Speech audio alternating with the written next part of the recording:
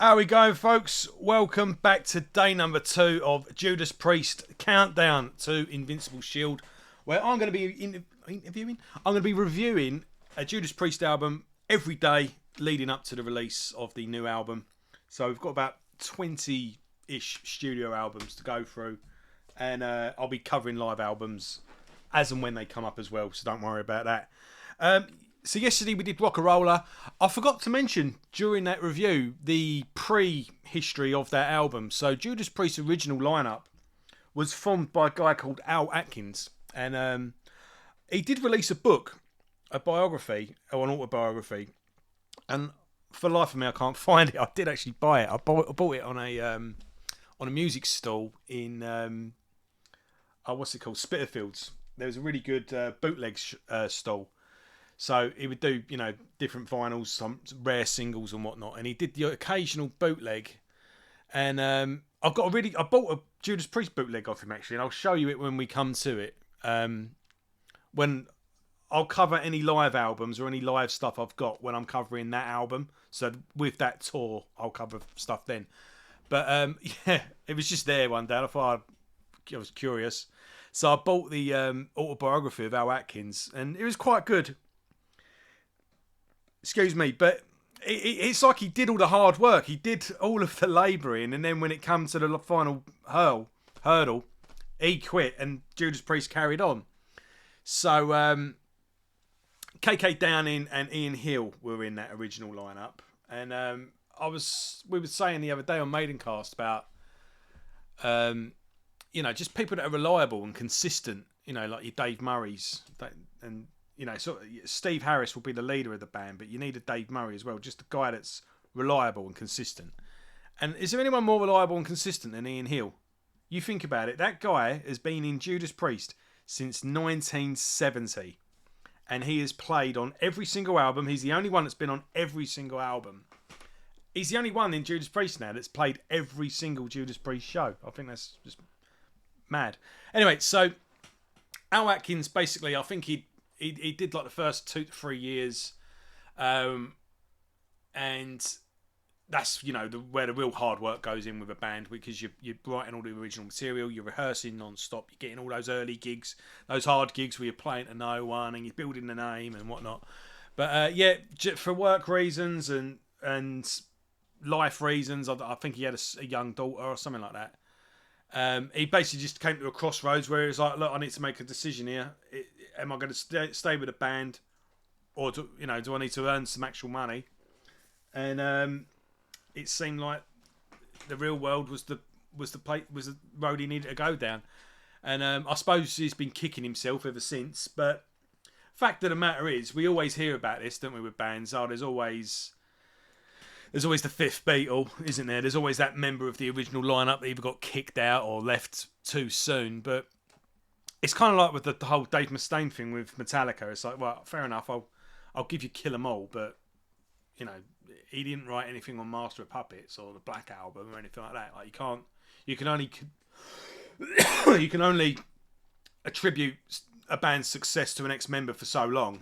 So yeah, Al Atkins has got credit in putting those people together at least, but who's to say that Judas Priest would have gone on to be as big as they did without Rob Halford? Rob Halford's got that distinctive voice, those high-pitched screams. It's him that's wrote the lyrics ever since he took over in the band. So, yeah. But anyway, credit where it is due. He did form the band, did come up with a name. And I think the band initially split up. But I think Ian and KK had got the new lineup together, because they had released a couple of singles under the Judas Priest name. And I think they just said, do you mind if we carry on? Do you mind if we keep the name? Because it is an established name now. We have released singles. It's just, what's the point of completely starting again from scratch? And he saw no harm in it and just went, yeah, keep the name, and carry on and make a go of it. I don't think he knew it was going to be successful, but there you go. But Al Atkins, I think, does have some writing credits on the first album. That's the whole point I was making, and I didn't really get that across. So yeah, Al Atkins was involved in early Judas Priest, and he is in the writing credits here and there on that first album.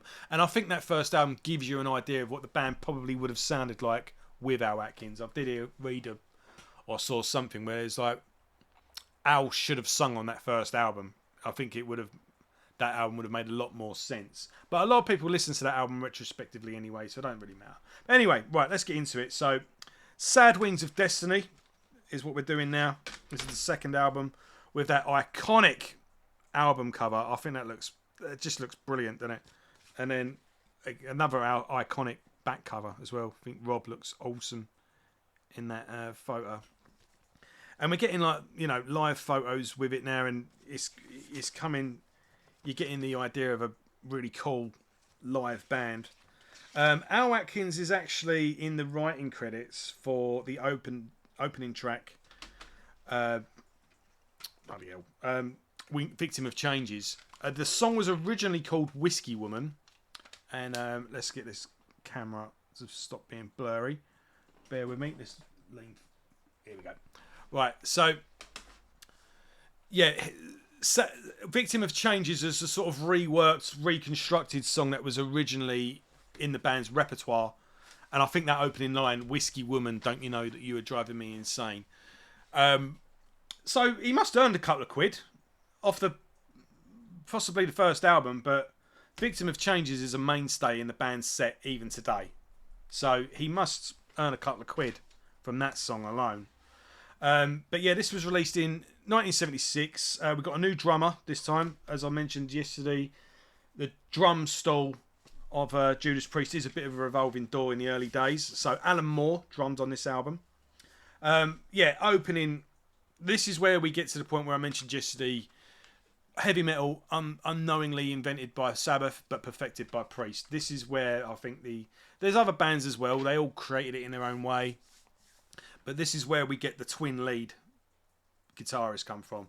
Album opens with that twin lead, this opening into that iconic opening riff,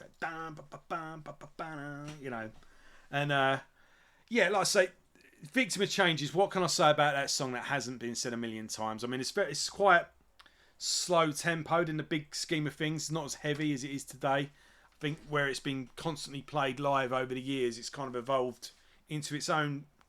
It's got a slightly different flavour to it now, and it's a lot heavier. But it is always the climax of the band's show, especially since Rob came back. Although I do remember with Tim, it was actually quite early in the set, so swings and roundabouts. But it goes down well anyway.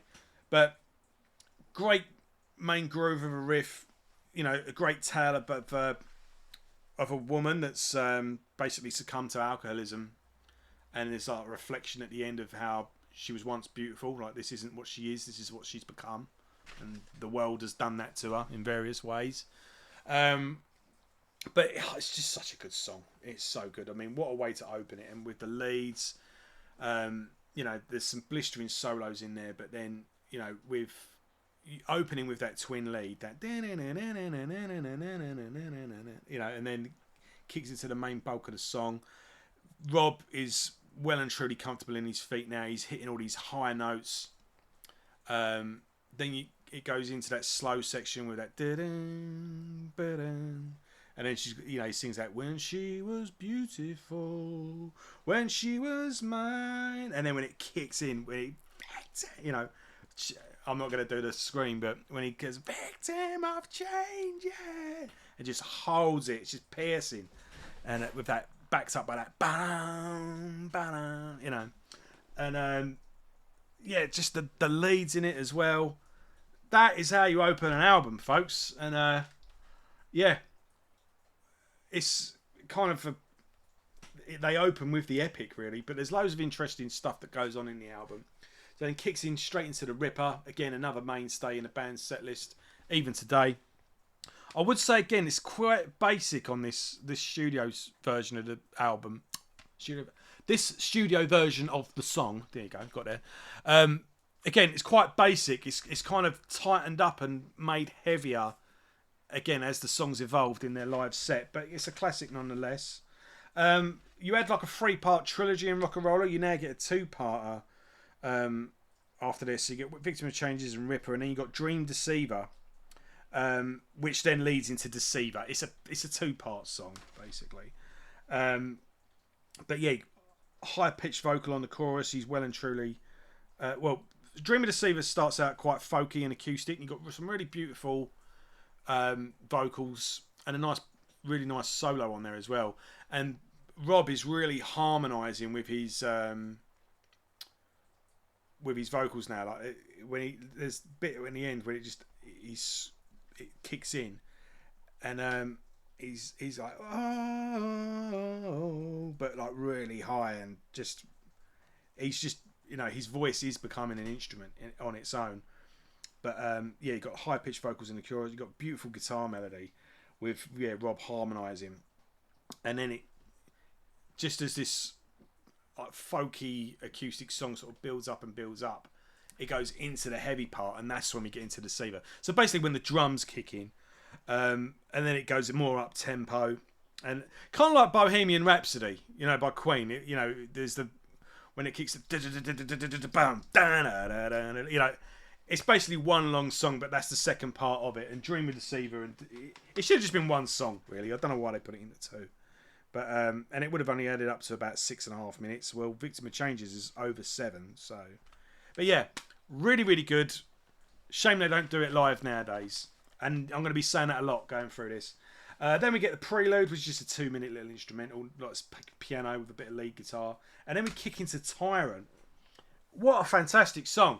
Now, Tyrant is on the Unleashed in the East live album. And I went through all the live albums. I'm not saying it's never been played again, but it's not been featured on any of the live albums since. And that's a shame, because it's up there with all of the rest of the greatest Priest songs. Instantly recognisable chorus, great riffs. Yeah, bring Tyrant back is my takeaway from this one. Bring a lot of these back, actually. I wouldn't mind. I'd go and see Priest, or KK's Priest for that matter, do this album in full. And I think KK he's got a good opportunity to do that with Priest. I know he wants to keep doing new stuff, and I respect that. And he's doing that. And he's just banged out 2 albums, one after the other. But just like what Jeff Tate's doing with his solo show now, he's basically just doing all these Queensryche albums in full. I think KK would be wise to do that.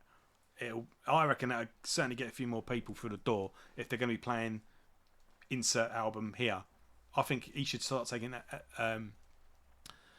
take advantage of anniversaries coming up and going, right, we're going to play this album in full, and then the next year this album in full. I reckon he's on a winner there.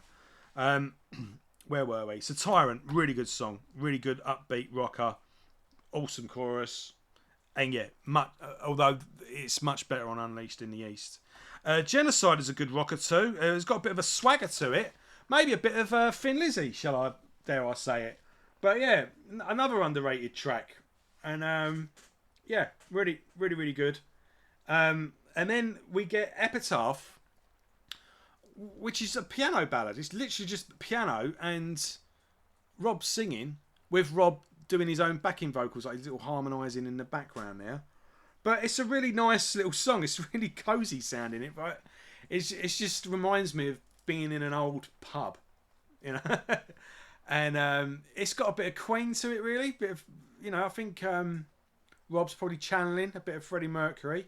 It reminds me a little bit of something off one of the early David Bowie albums, Think Man Who Sold the World or Hunky Dory, something like that. But yeah, when you're going through these albums and you're discovering all these hidden gems, and this was a nice little gem to discover, really. And again, heavy metal at this point wasn't fully formed into what we know it to be today. So I think the gloves were a little bit off, and a little bit of just do what you want. That element was still in the band at this point, and in bands in general. But yeah, Epitaph, really good song, and a really nice surprise, really. And then it finishes with Island of Domination, and again, that just where you've got this nice piano ballad, it just basically just kicks in with the drums, and it's just a really good rocker to close the album out. Really, it's not remarkable, but it's solid enough and enjoyable. And Sad Wings of Destiny I think it's an iconic album by Priest. I think it's certainly an important one in the canon, and it's a favourite for many. And I think that's that's well deserved. I mean, again, fantastic artwork on the cover. You notice the emblem around the angel. This is called Fallen Angel, this piece as well. And if you notice just there, where am I? This emblem that he's wearing will become a regular feature in Priest's artwork and their logo. You'll get like that on the back cover and stuff like that. I'll point it out when I notice it going forward. And so this is it now. This is the real first true. This is the first true Judas Priest album. Priest as we know him and love him started here. There's still a bit of evolution to go, and I'm going to cross that in the next couple of albums. How they really are today kind of comes in around Hellbent for Leather or Killing Machine, and British Steel, but we'll cover that as we go. But but this is it, folks. Thanks very much. Well worth a listen. I hope you're doing this along with me, by the way. I listen to an album a day and then listen to me, or use this as an intro. It's up to you how you do it. But yeah, let's go for it. Let's go through the whole Judas Priest catalogue leading up to release day of the new album, Invincible Shield. So I hope you're enjoying this. And we're 2 episodes in now. We're rocking. There's no stopping us. So I'll see you tomorrow for Sin After Sin. Take care, everyone. Keep it metal.